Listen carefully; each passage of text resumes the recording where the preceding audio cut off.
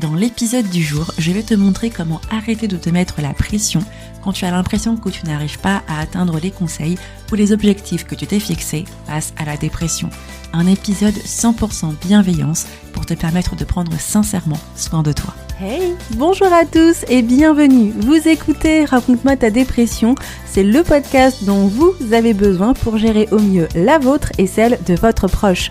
Moi, c'est Manuela et je suis coach pour dépressifs et pour proches de dépressifs. Après dépression, rechute et tout ce qui va avec, j'ai décidé de faire en sorte de pouvoir apporter aux personnes qui en souffrent directement ou indirectement je dis bien tous les conseils que j'aurais aimé avoir pour mieux gérer la mienne.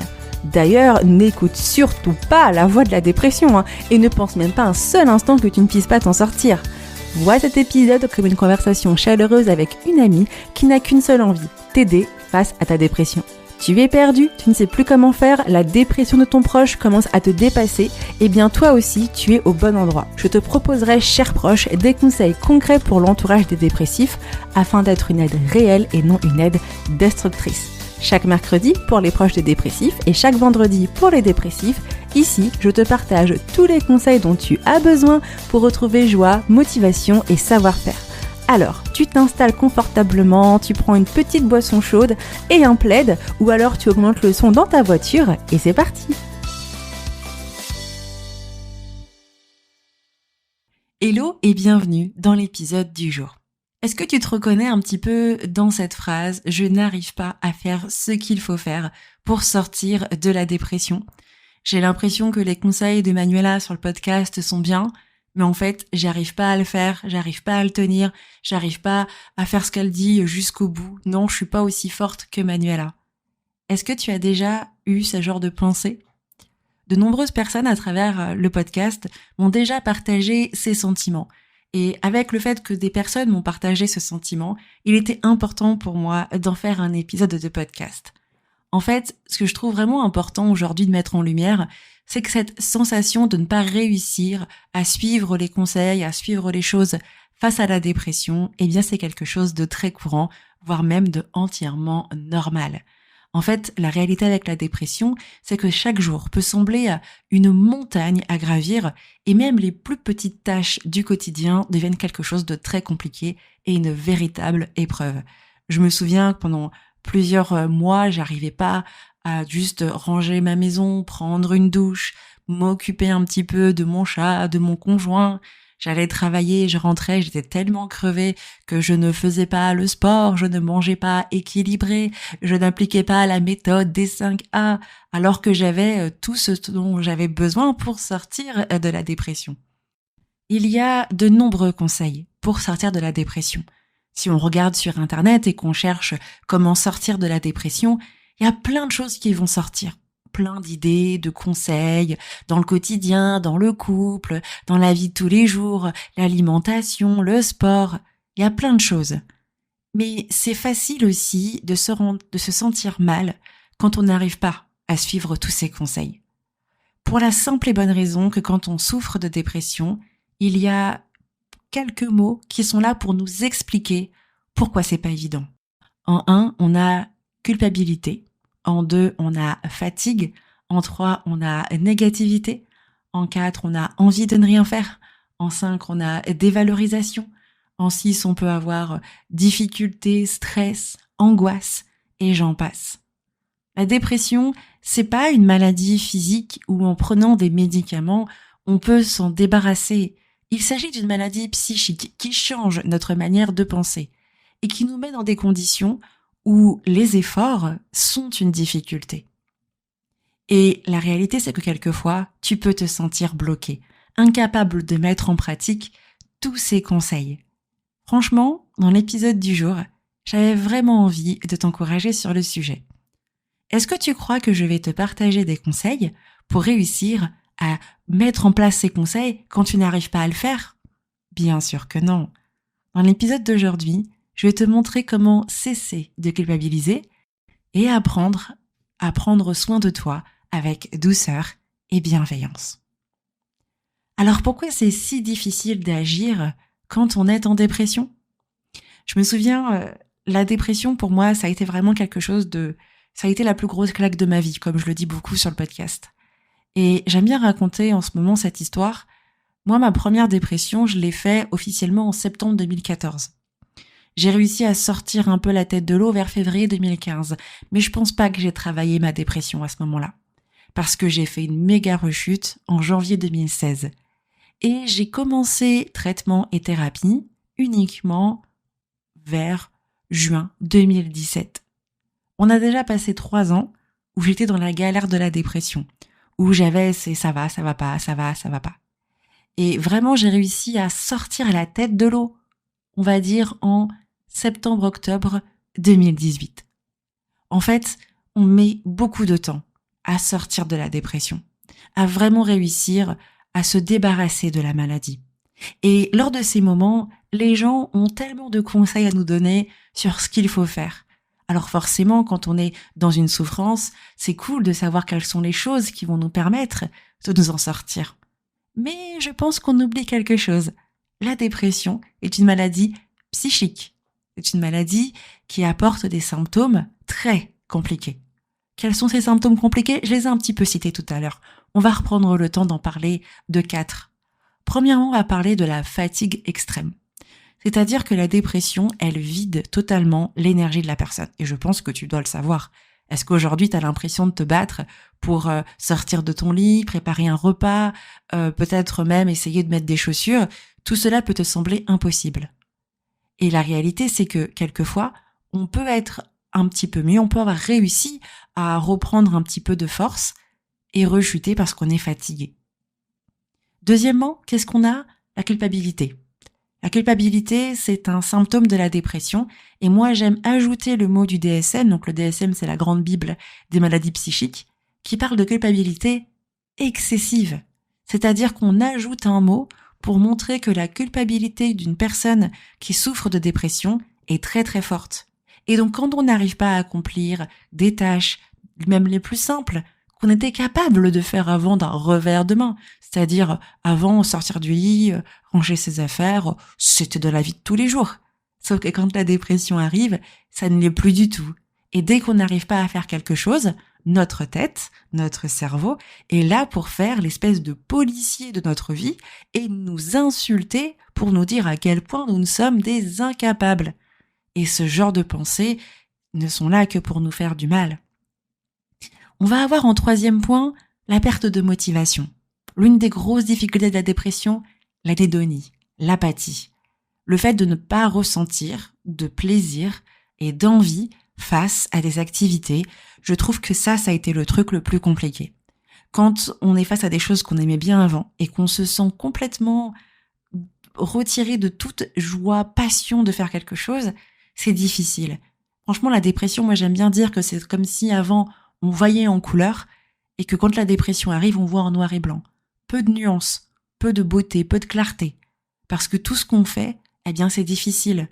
Et donc du coup, puisqu'on n'est pas motivé, les conseils pour aller mieux, des fois ils sont complètement dénués de sens. Quand on sent qu'on n'a plus aucune motivation et qu'il y a Georgette du 39 qui vient nous dire « Ouais, écoute Manu, si tu fais du sport, ça va le faire, je sais que t'as toujours aimé la danse. » Ouais, mais en fait, Georgette, à ce moment-là, je n'aime plus la danse. Enfin, c'est pas que j'aime plus, c'est que ça ne me fait absolument rien. Je peux danser, je n'ai aucune émotion. Ça me fait peur, ça me stresse, ça m'angoisse, je préfère rien faire. On va avoir ensuite ce que je trouve assez compliqué. Le 4e point, ce sont les variations d'humeur et les rechutes. On va commencer par les variations d'humeur. La dépression, c'est une maladie qui va être liée à notre humeur. Et on va avoir des variations. Des moments où ça va aller, on va être super motivé en début de matinée, et puis tout à coup, en début d'après-midi, tout a disparu. Moi, je sais qu'il y a certaines personnes, peut-être que c'était ton cas, et peut-être que c'est ton cas, je veux dire, moi ça a été le mien, je pouvais me lever le matin, me lever vers 7-8 heures, et sentir un espèce de possibilité de ressentir une motivation vers 17 heures. Donc, tout de 8 heures à 17 heures, angoisse, stress, pas bien. Non, on n'arrive pas à ce moment-là. On n'arrive vraiment pas. Et puis, je trouve qu'il y a un autre truc qui est vicieux avec la dépression dans son processus de guérison, c'est qu'on peut avoir des moments où on a réussi à atteindre des objectifs. Ça y est, je réussis à faire du sport régulièrement. Ça y est, je réussis à sortir de chez moi. J'ai repris le boulot, j'ai repris la cuisine et voilà, rechute. On l'a jamais vu venir. On ne sait pas pourquoi elle est là. Mais comme la dépression, c'est cyclique et ça arrive régulièrement, on se retrouve avec une rechute. Sans oublier la pression de l'entourage. Fais du sport, va mieux, sors de chez toi, pense positivement. Mais oui, Ginette, si j'étais capable de penser positivement, tu crois que je le ferais pas?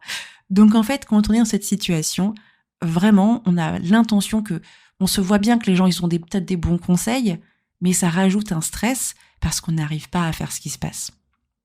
Et puis bien sûr, face à tout ça, il y a le regard des autres. On peut être un parent, on peut être en couple, on peut s'occuper de plein de personnes et malheureusement à cause de la dépression, on n'est plus vraiment en capacité de s'occuper des autres. Et donc forcément c'est difficile. Même quelquefois, les conseils du podcast, tu peux les trouver super sympas. Mais quelquefois tu peux te dire, vraiment tous les conseils qui sont partagés ici c'est super, hein, mais est-ce que moi je vais réussir à suivre ces conseils? Vraiment je comprends à 100% ce que tu ressens. Parce que c'est difficile quand on est en dépression. L'objectif ici, en fait, c'est de te rendre compte que face à la maladie, c'est normal et légitime d'avoir ces idées. Ces sentiments, ces sensations ont donc leur place. L'objectif est de ne pas s'en débarrasser, parce que ce serait mettre tout simplement un petit mouchoir sur un problème. On ne réglerait pas la situation. Alors non plus, on n'est pas sur la phase de « bon, il faut que tu acceptes ta dépression à un moment donné ». Pas du tout, pas du tout. Au contraire. Ici, on va plutôt se focaliser sur qu'est-ce qu'on peut faire pour diminuer le sentiment de culpabilité et prendre soin de soi avec douceur et bienveillance. Alors d'après toi, qu'est-ce qu'il faut faire? Premièrement, il est important de pouvoir reconnaître que tu passes une période difficile et que face à la dépression, c'est normal que tu n'arrives pas à tout faire. En fait, ce qui n'est pas forcément évident quand on est en dépression, on a envie de s'en sortir, mais des fois c'est bien de s'asseoir et de voir que les symptômes de la dépression sont en nous. Pourquoi j'aime beaucoup faire ce travail-là avec mes patients? Parce que ça leur permet de se rendre compte que tout ce qui est en train de se passer, ce n'est pas volontaire. La dépression est une maladie, et comme toute maladie, elle affecte forcément quelque chose. La dépression, elle affecte tes capacités. La réalité, c'est que si tu es bien conscient que tu es en dépression, que tu vois comment la maladie opère en toi, il sera plus facile à cet instant-là de mettre en place les bonnes actions pour prendre soin de toi. Je suis en difficulté à cause de la dépression. Que puis-je faire pour prendre soin de moi? Voici les actions suivantes. Premièrement, te concentrer sur tes petites victoires. Alors, je sais que quand on est en dépression, ça c'est très dur. Se concentrer sur les petites victoires, c'est pas évident. Parce qu'en fait, on va avoir un regard biaisé sur ces victoires. Par exemple, il y a un patient, je vais te raconter une petite histoire, il y a un patient qui vient me voir et qui me dit « Ah, Manu, j'ai réussi à passer une journée plutôt tranquille, j'ai pas eu d'anxiété. » Alors là, moi j'étais là « Ouais, c'est trop bien, je suis trop fière de toi, etc. » J'étais limite toute seule derrière mon écran un petit peu à rigoler et à un petit peu féliciter mon patient. Puis il me regarde, il me dit mais non, mais Manu, c'est rien ça. Et en fait, je lui dis, t'as déjà été papa? Tu es papa, on est d'accord? Il me dit, oui, je suis papa. Est-ce que tu te souviens du premier caca dans le pot de ton gamin? Et il me dit, ah bah oui, c'est la galère d'avoir des gamins qui sont propres. Quand on voit un parent qui est super content face à son enfant, qui est là, c'est bien mon chat, t'as fait caca dans le pot, on est content. Le papa et la maman sont super contents parce qu'ils apprennent quelque chose d'important à l'enfant, qui est tout simplement la propreté. Mais sous un regard différent, les gens peuvent dire « ouais, il apprend juste à faire caca ». Non, c'est une victoire et l'enfant doit être conscient. Comme on félicite ce gamin qui a fait caca, il est super content, il va reproduire son caca et à chaque fois que les parents vont le féliciter, il aura confiance en lui. Et je regarde, je lui dis « tu vois où est-ce que je vais en venir ?» Et il me dit « oui, mais c'est pas grand-chose ». J'ai dit « chaque petite victoire compte. Chaque petite victoire, c'est vraiment important. » Et les petites victoires, c'est très simple. T'as réussi à te lever ce matin, c'est une victoire. T'as rangé ta chambre, c'est une victoire. T'as envoyé un texto à ta conjointe, c'est une victoire, parce que c'est des choses que tu n'arrivais pas à faire. Quand on est en dépression, souvent on est en train de se dire que c'était des choses que j'étais capable de faire avant. Oui, mais aujourd'hui, il y a toute une liste de symptômes en plus. la tristesse, la sensation de vide, la perte de plaisir, la perte de désir, l'anxiété, des problèmes de concentration, de mémorisation, une incapacité à prendre des décisions, des idées négatives constantes, permanentes, un sentiment de culpabilité excessif, une perte d'énergie, une fatigue, un sommeil perturbé, de la douleur physique, maux de tête, maux de ventre, douleur dans le dos, parce qu'on a aussi beaucoup de douleur dans le dos avec la dépression. En fait, il y a tout ça avec. Donc, la personne qui était capable de ranger ses chaussettes, eh bien, elle était capable de le faire parce qu'elle avait l'énergie. Toi, tu n'as ni l'énergie ni la motivation et tu as réussi à ranger tes chaussettes. Bravo. Alors oui, Manu, elle est super contente parce que tu as réussi à ranger tes chaussettes, mais parce que Manu, qu'est-ce qu'elle aime bien dire ? Chaque petite victoire compte. Franchement, c'est ça qui est vraiment important. Et moi, j'aime bien dire un cadeau par victoire. Clairement, moi, je me suis fait plein de petits cadeaux. Des schtroumpfs et encore des schtroumpfs et puis peut-être des fraises. Voilà ce que j'aime me faire comme cadeau. À moi, l'été, dès que j'avais réussi quelque chose, c'était la super motivation pour aller me prendre un paquet de fraises. Bon, c'était 5 € le paquet de fraises, ça faisait un petit peu mal, mais voilà, j'étais contente. C'était un petit peu devenu un jeu pour moi. Mais en fait, ce que je trouve important, c'est de se rendre compte que tout ce qu'on est en train de faire, on le fait à la sueur de notre front, et que même si c'est important, on ne sous-estime jamais les petits pas que l'on fait. Si tu as réussi à sortir de ton lit, à te laver, même à simplement t'apaiser, bah bravo en fait. Et tu peux être fier, très très fier de toi. Ensuite, on adapte les conseils à sa situation. Quelquefois, on va avoir des conseils sur la dépression, des conseils qui peuvent sembler trop ambitieux, voire même irréalistes. Et en fait, je trouve que quand on reçoit des conseils, c'est cool, mais la première chose qu'on doit savoir, c'est est-ce que c'est adapté à moi ? Est-ce que c'est adapté à ma situation actuelle ? On va prendre un exemple. L'exemple que moi j'aime beaucoup partager, que je dis beaucoup à tout le monde, face à la dépression, faut faire du sport. Voilà les gars, faut faire du sport.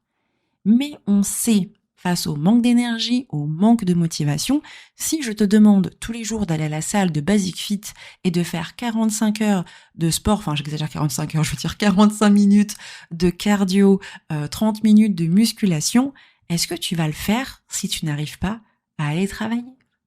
Et quelquefois, en fait, faire du sport, ça peut commencer par des mouvements très simples.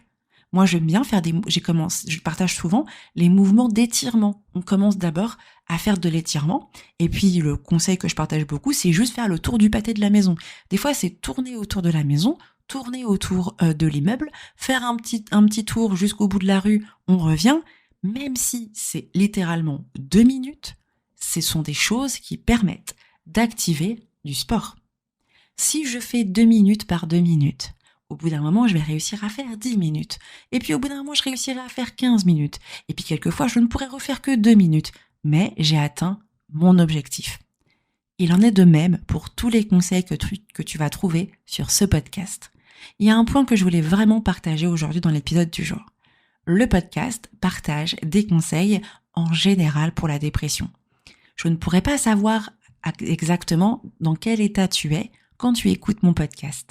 La réalité, ce que je souhaite, et d'ailleurs je pense que je vais rajouter encore plus de bémols dans le podcast, c'est de rappeler que les conseils qu'on te partage, eh bien l'objectif c'est de les adapter à ta situation personnelle. Si tu te mets une pression, Manu elle a dit ci, Manu elle a dit ça, bah non, Manu elle dit pense d'abord à toi. Les conseils par exemple, si je prends un épisode de podcast récent, l'épisode sur les exercices par exemple pour sortir de la dépression. Alors, il y avait une partie où je devais pas aller très vite, mais après, il y a quand même des exercices qui vont être proposés. Par exemple, on va demander de faire du sport, eh bien pareil, il va falloir l'adapter, trouver du temps pour s'apaiser, par exemple faire de la méditation, respiration profonde, visualisation positive, ça c'est des choses qui sont sympas, mais la réalité c'est toi, qu'est-ce que tu vas trouver d'intéressant ? Si tu aimes les exercices de respiration, peut-être que tu vas commencer à respirer un petit peu, faire un peu de cohérence cardiaque. Mais si c'est pas ton délire, si toi tu n'aimes pas les exercices de relaxation, ne fais pas. Ce sont des conseils, pas des obligations. Par exemple, on parle aussi d'exprimer ses émotions. Moi, je propose de tenir un journal ou alors de faire du dessin, de la peinture, etc. Si tu n'aimes pas le journaling, ne fais pas de journaling. Par contre, si tu trouves super sympa de faire des audios sur ton téléphone tous les jours, ça c'est une bonne chose. Peut-être que tu n'es pas fan du dessin et de la peinture. Ok, ça c'est des conseils très intéressants, mais que tu préfères jouer aux Sims, joue aux Sims. Et si tu préfères faire des mots croisés, fais tes mots croisés. En fait, à chaque fois qu'on va te partager un conseil, la première chose que tu dois te mettre, c'est utiliser du réalisme pour l'adapter à ta situation. En fait, il faut juste comprendre le fond du conseil, à quoi sert ce conseil, quelles sont les actions qui sont intéressantes, et ensuite, qu'est-ce que je dois faire. Alors bien sûr, il y a un autre point. On va avoir un côté, tu sais, où nous, on va être un peu en dépression, tu sais, on va être un peu avec un côté un peu psychorigide quelquefois. Et on va se dire non, il faut que je suive les conseils de Manu, parce qu'il faut vraiment que je le fasse. Eh bien, c'est là où moi je vais t'encourager à utiliser ton thérapeute. C'est-à-dire que parfois, même des conseils adaptés, pour ta situation, ce sera peut-être pas ce qu'il te faut. Et c'est là où le thérapeute, lui, il est là pour faire le cadrage. Moi, je sais qu'en thérapie, avec mes patients qui souffrent de dépression, je cadre énormément. Mais ils le savent, je le dis beaucoup en début de thérapie, je vais à chaque fois ajuster, faire en sorte que tu te mets pas trop de pression parce que je ne veux pas que tu te mettes de pression. Et donc du coup, on fait ce travail complet et ça c'est vraiment top. Et la réalité en fait, c'est que avec le thérapeute, on est là capable pour mettre des petites non mais là t'as bien fait. Pourquoi tu te mets une pression sur ça? Non mais là t'as bien fait et tu devrais peut-être essayer de lâcher ça et peut-être de laisser et de faire telle chose. Le thérapeute, il a le don de pouvoir t'aider à faire le travail nécessaire. Lui ou elle, ils savent très bien quels sont les objectifs qui les intéressent. Par exemple, moi j'aime beaucoup quand je dois travailler sur une blessure, par exemple de l'abandon ou une blessure du rejet. Je sais que j'ai un travail très particulier, c'est un travail de fond qui est assez complexe pour pouvoir permettre à la personne de réapprendre à avoir confiance en elle, à ressortir les choses, etc. Et donc du coup, il y a des séances où je ne vais pas parler de l'enfance, je ne vais pas parler des parents. Parce que la séance précédente, elle a été trop compliquée. Et bien du coup, il y en a qui vont rire, qui vont me dire « Non Manu, on continue ». Et moi je vais être là « Non, on continue pas ». Parce que même si c'est vrai qu'on doit travailler sur la blessure, même si c'est vrai qu'on doit faire une anamnèse, on doit comprendre l'histoire, non les gars, je vais pas te forcer. Donc aujourd'hui, confiance en soi. Allez hop, on change directement de situation. Comme ça permet vraiment de pouvoir recadrer la situation et éviter de te mettre dans des conditions où nous, thérapeutes, on voit que tu vas te faire du mal.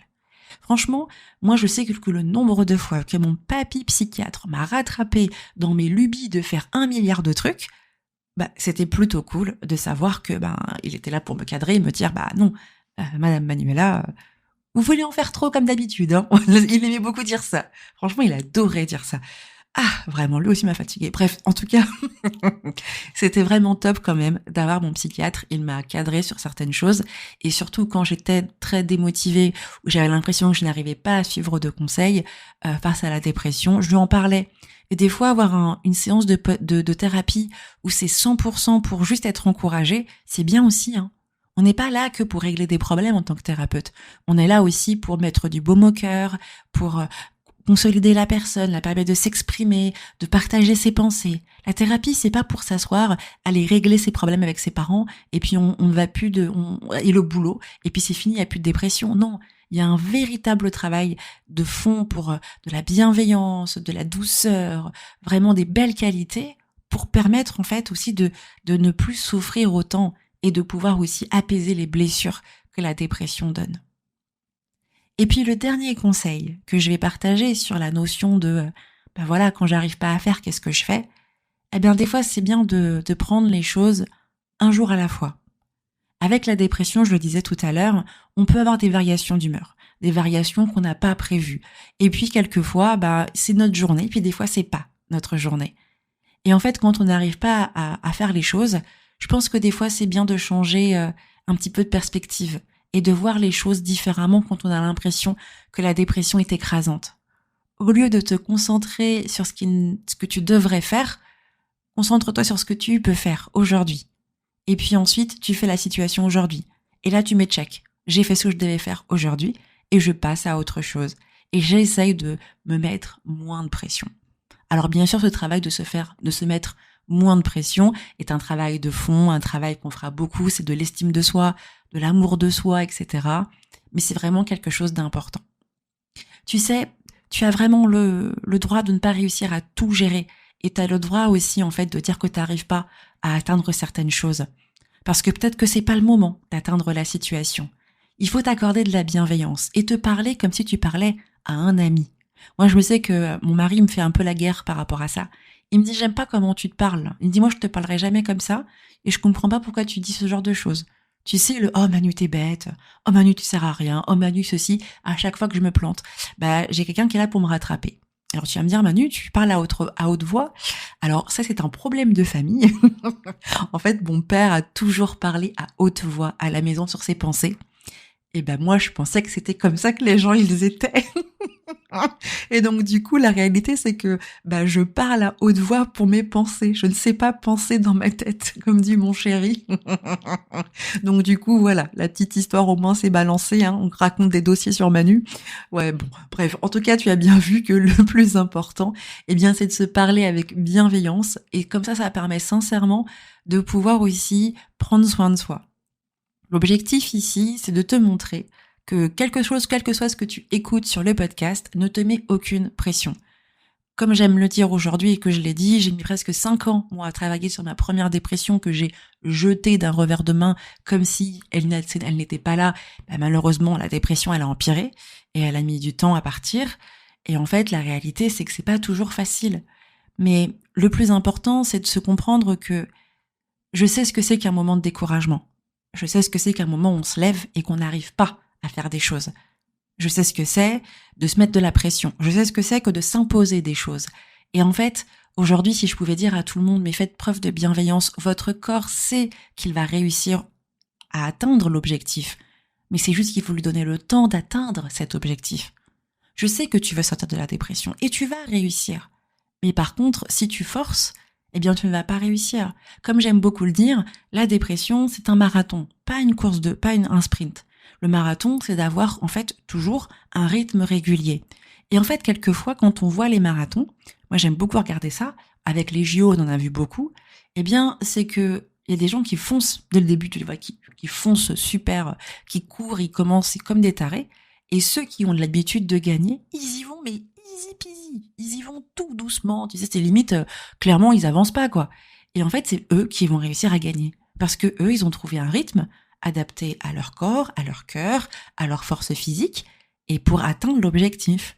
Il y en a qui ralentissent, qui prennent un peu d'eau, qui s'arrêtent même, puis ils reprennent. C'est pareil avec la dépression. Des fois, tu devras ralentir.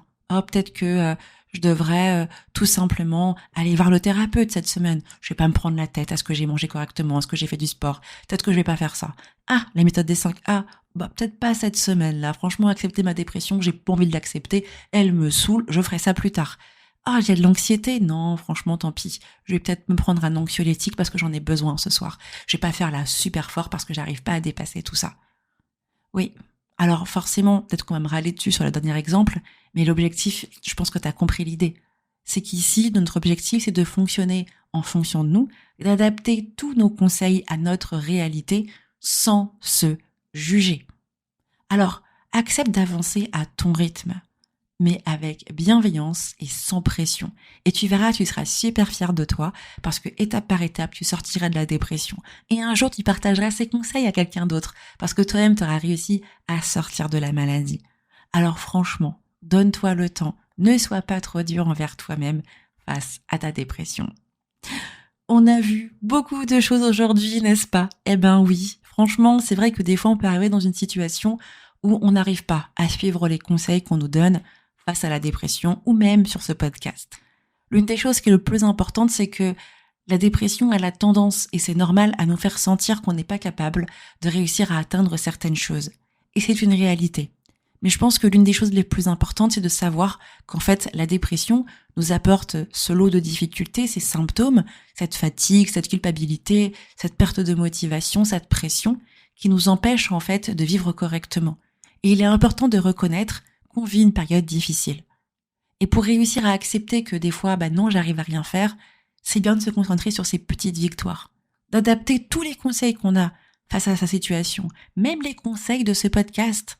L'objectif, c'est qu'ils puissent te permettre de te sentir bien et de ne pas te sentir complètement démuni quand tu les as faits. Alors bien sûr, ce qui est vraiment top aussi, c'est d'avoir un thérapeute. Si tu n'as personne, je t'invite vraiment à aller trouver quelqu'un. Et puis si tu es vraiment perdu, prends un appel découverte avec moi. Tu ne me dérangeras jamais. L'intérêt du thérapeute, c'est de pouvoir aussi te permettre d'avoir quelqu'un qui va te cadrer par rapport à tes pensées, qui va te permettre d'être un encouragement, un moteur quand tu n'arrives pas tout seul à atteindre tes conseils. Et puis, comme je l'ai dit, un jour à la fois, vraiment se concentrer sur ce qu'on peut faire aujourd'hui, à l'instant T, on verra tout simplement demain. Franchement, c'est ok de ne pas réussir à tout faire et c'est important d'accepter que quand on doit être dans la dépression, on n'est pas toujours fort. Tu sais, j'ai pas toujours été une très forte Manu. J'ai pas toujours été une Manu qui a bien suivi les conseils pour avoir fait 1 an et demi sans thérapie. J'ai des fois menti à mon thérapeute pour ne pas avoir d'augmentation de traitement. J'ai pas toujours fait les bons choix. Mais la réalité, c'est que je suis humaine et imparfaite. Et donc, le plus important, c'est ne te mets pas de pression. Je veux pas que tu te mettes la pression en disant « il faut que je suive les conseils du podcast ». Les conseils du podcast sont pour des moments T. Je ne sais pas quand est-ce que tu sauras au moment où tu écouteras certains conseils. Alors à chaque fois, adapte-les à toi, à la réalité de tes besoins et de ta situation. Et si tu fais les choses étape par étape, tu seras fier de toi. Et moi, je serai encore là pour te dire « t'es le meilleur, t'es le plus fort, t'es le plus beau, t'es la plus belle ». Et vraiment, je suis fière de pouvoir t'encourager toutes les semaines à travers ce podcast. J'espère vraiment sincèrement que cet épisode, qui est vraiment le cri de mon cœur, t'a vraiment fait du bien et qu'il pourra t'aider et t'encourager. Et réécoute-le encore et encore si tu as des moments où c'est difficile. En tout cas, franchement, merci à toi d'avoir écouté l'épisode de podcast jusqu'au bout. J'espère sincèrement qu'il t'a plu. Et moi, je te dis à la semaine prochaine pour un nouvel épisode. Ciao!